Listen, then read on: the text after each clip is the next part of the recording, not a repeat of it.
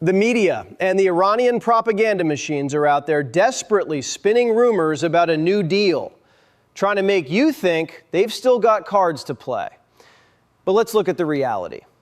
Barack Obama is out there acting like this is just a rerun of his old deal. You remember that one, right? The one where he quietly flew pallets of cash, billions of dollars, directly to the regime without even telling Congress, effectively funding a global terror franchise. But this time around, nobody has actually seen the text of the deal yet. Donald Trump has teased it, and let me tell you, this deal is going to be a win for the American people. Because Trump did something Obama never could. He took away their leverage. Iran is coming to the table with no Navy, no Air Force, and most of their top leadership completely wiped off the board. Their funds are frozen tight thanks to Treasury Secretary Scott Bessent, and they aren't getting a single dime in cash. Obama negotiated from a posture of weakness. Trump negotiated from absolute strength, starving the regime until they had no choice but to fold. And now that Iran is handled, Trump is shifting his focus straight to Ukraine, where the old narrative is completely falling apart. Remember when the Biden-Obama administration and their mouthpieces in the mainstream media screamed that Ukrainian biolabs were just a Russian conspiracy theory? Well, Tulsi Gabbard dropped the truth, confirming those labs were real. And you have to ask yourself, why did they lie so aggressively? What were they covering up? They didn't want the American public looking into what was really going on or realizing how the 2020 election was rigged right under our noses. They used the COVID crisis, a manufactured panic, to justify sudden lockdowns and unconstitutional mail-in voting rules, all while pushing a massive vaccine agenda. The corporate media treats this like a fringe theory, but Donald Trump has seen the classified intelligence.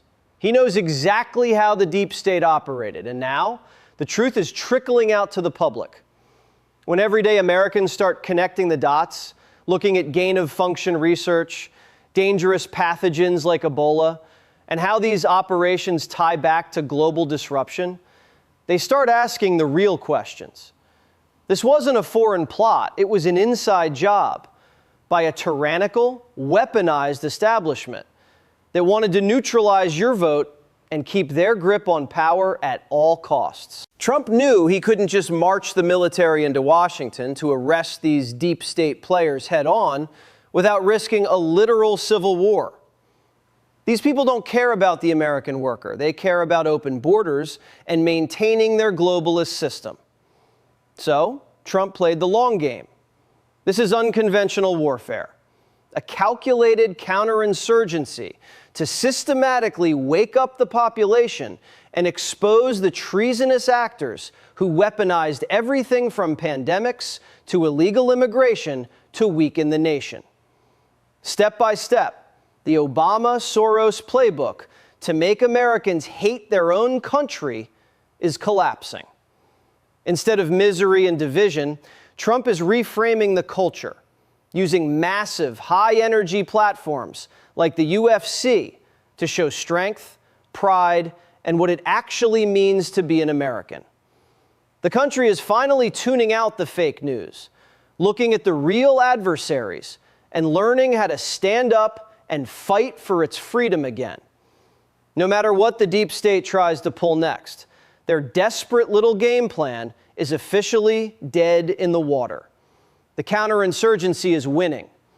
But don't think for a second these globalists have thrown in the towel. They've realized they're losing the information war. So they're getting ready to take their insurgency physical. We're talking real, boots-on-the-ground chaos, likely targeted right at our nation's capital, which is exactly why Hillary Clinton has been out there subtly prepping her loyal masses for a street fight. But Trump saw this coming a mile away. He cleaned up Washington, D.C. for a reason. He's setting a stage where everyday Americans will look at the radical left and finally say, "No way. You are not destroying our monuments, our fountains, or our historic buildings again. Trump isn't asking people to go out and brawl with Antifa. He is building a unified wall of resistance made up of the executive branch, trusted loyalists, the military, and we the people standing directly behind him, giving him the mandate to go after the agitators and stop them cold. The deep state can try to orchestrate a physical riot, a massive cyber attack, or whatever emergency they have cooked up in their basement. But the American public is done going backward. We have a commander-in-chief who doesn't know how to quit. And every time the left tries to use their final weapon, the corrupted activist judiciary, they just delay the inevitable. Look at what happened in Massachusetts just the other day. A federal judge named Angel Kelly stepped in to pause a Trump executive order that sought to clear out biased, anti-American materials from our national parks. The judge ordered the Park Service to restore altered exhibits within 3 weeks, meaning they want to force plaques about slavery back into Independence Hall in Philadelphia, climate change warning signs back up at Fort Sumter, and tribal grievance markers back into Acadia National Park. This is exactly how the deep state operated for years, putting up historical graffiti designed to make your children hate their own country and believe America is inherently evil. The media is celebrating this as some grand judicial victory, but we all know how this movie ends. The Trump administration is appealing, the ruling will be slapped down, and Trump will win this fight, just like he wins everything else. Meanwhile, Trump is already looking ahead to the midterms and cleaning house by targeting the worst of the worst, the dangerous criminals illegally let in under the previous administration. He's deporting the gang members and the cartel operatives now because he knows exactly how the left wanted to use them, as foot soldiers to create chaos, crime, and distraction on our streets. The corporate media won't tell you about the thousands of families who are quietly self-deporting, realizing the free ride is over, and heading back to wait at proper ports of entry where they can actually be vetted to see if they are contributors rather than takers. For too long, the people installed in Washington have been the ultimate takers, turning public service into personal millions through kickbacks. Trump exposed this whole racket on Truth Social, pointing out that under the disastrous Biden-Mayorkas open border invasion, tens of millions of people poured in from foreign prisons and mental institutions. Trump even dropped a chart tracking car insurance premiums from 2021 to 2026. Under Biden, those premiums skyrocketed up to over 20%. Because law-abiding Americans were forced to subsidize millions of uninsured illegal drivers.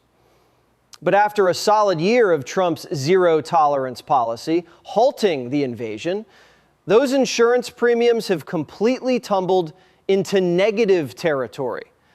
As Trump put it perfectly, if you import the third world, you become the third world. The globalist elite wanted a weak America, with a hollowed-out military and a generation of confused, terrified children who can't even define what a man or a woman is.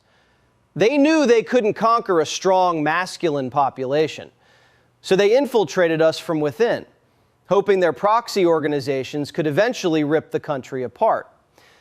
But Trump put a hard stop to the collapse, and now the globalist puppet masters over in Europe, Australia, and New Zealand are in an absolute panic because they're planning their next big crisis.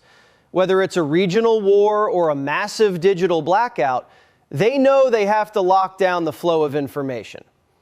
Suddenly, countries across the West are pushing sweeping new internet regulations, demanding your official government ID just to log on to social media. They're selling this power grab under the saintly guise of protecting the children. But it's a total scam. They don't care about the kids. If they did, they wouldn't look the other way at left-wing echo chambers like Blue Sky while aggressively trying to shut down speech on X. They want your identity so they can track your data, map your thoughts, and instantly pull the plug on your account the second you step out of line. But the curtain has been pulled back. The counterinsurgency is moving forward, and an awake, logical American public is ready to defend its freedom. The globalist elite have finally figured out they can't win the information war, so they're trying to completely pull the plug on the internet. Look at what's happening right now across the West, in Canada, Australia, New Zealand, and the UK. They're moving to demand your official government ID just to log on to social media, hiding behind the saintly guise of protecting the children. British Prime Minister Keir Starmer is out there practically patting himself on the back, announcing a social media ban for kids under 16, claiming he's giving children their childhood back. But check the fine print. The UK government's own review admitted there is no evidence of a causal link between social media and poor well-being. It's a total farce. The internet personality DC Drano translated the real agenda perfectly. They can't figure out how to fully censor conservatives anymore, so they're just going to ban the next generation from the platforms and hope the public school system handles the rest of the indoctrination. But there's a darker reason they want total control over the digital airwaves. They're bracing for a major crisis. And since a new pandemic narrative won't fly, now that Trump's team is actively exposing the dark truth about overseas biolabs and gain-of-function research, they're shifting straight to a massive cyber event. Just look at the chessboard. The European Union just approved an emergency measure allowing Ukraine to tap into the EU's cybersecurity reserve. Henna Virkkunen, the European Commission's executive vice president for tech sovereignty, is out there talking about collective defense and solidarity against large-scale cyber incidents. You have to ask yourself, who is actually planning to kick off this cyber attack? The corporate media wants you to look at Russia, but we know the pattern of the puppet leaders installed in Ukraine. They create the crisis, and then they use it to justify total blackouts and narrative control. Speaking of major disruptions, the establishment media is also in an absolute tailspin, trying to trash Donald Trump's historic new agreement with Iran. The Iranian propaganda machine and the Obama loyalists are desperately pushing fake news, claiming Trump just signed a duplicate of Obama's weak 2015 deal. But the Trump team has already completely debunked the lies. Far-left outlets tried to claim the U.S. is handing Iran a $300 billion reconstruction fund. Senator J.D. Vance cleared the air immediately. There are $0 American dollars in this deal. Any reconstruction funds are coming strictly from a Gulf Coast coalition. And Iran doesn't get a single dime of sanctions relief up front. It is entirely behavioral. They have to earn it every step of the way, or the hammer comes right back down. Obama negotiated from total weakness, secretly flying pallets of untraceable cash to Tehran, which the regime immediately used to fund their terror proxies like Hamas, Hezbollah, and the Houthis. Trump did the exact opposite. He squeezed them until they had no Navy, no Air Force, and absolute zero leverage. Trump officially confirmed the victory on Truth Social, announcing that the deal is complete and authorizing the immediate opening of the Strait of Hormuz and the removal of the U.S. naval blockade, telling the world's shipping vessels to start your engines and let the oil flow. This is all part of a massive, calculated strategy by Trump to completely collapse the global fear tax on energy. By stabilizing Venezuela and now fully neutralizing Iran, Trump is ensuring a massive global glut of cheap oil to make American manufacturing completely unstoppable against China. The media tried to claim no ships were actually moving, but U.S.